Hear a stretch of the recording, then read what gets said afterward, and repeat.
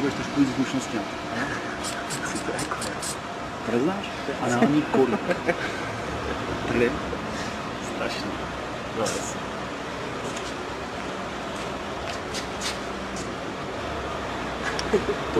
Použiješ lubrikant.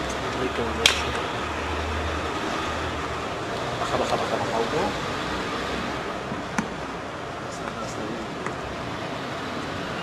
Tak a potřebuješ se na přesný místo, který ti pak ještě ukážu. No? A teďka jenom zapumpuješ.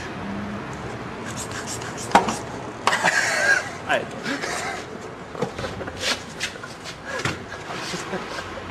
To je právě. OK.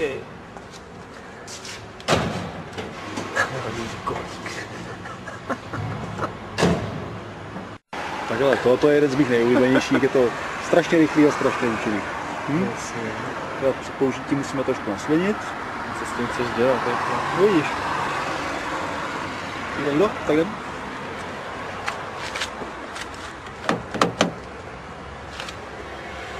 Tak já to musím těsnit.